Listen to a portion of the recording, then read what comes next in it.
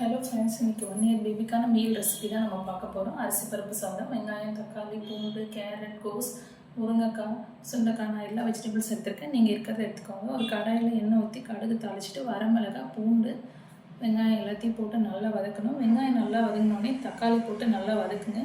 அதுக்கப்புறம் காய்கறி எல்லாம் போட்டு வதக்கிட்டு தேவையான மசாலா எல்லாம் போட்டுக்கணும். மசாலா தூள் எல்லாம் போட்டு வதங்கி பச்சை வாசனை போனோடனே தேவையான அளவு தண்ணி ஊற்றி உப்பு காரெல்லாம் செக் பண்ணிவிட்டு தண்ணி நல்லா கொதிக்கிற வரைக்கும் வெயிட் பண்ணுங்கள். தண்ணி கொதித்ததுக்கப்புறம் அரிசி பருப்பு எல்லாமே நான் ஏற்கனவே எடுத்து ஊற வச்சு வாஷ் பண்ணது அதில் போட்டு அது நல்லா கொதிச்ச வரைக்கும் வெயிட் பண்ணுங்கள். குக்கரை மூடிட்டு க்ளோஸ் பண்ணி லெட்டு போட்டு 6 விசில் விடுங்க.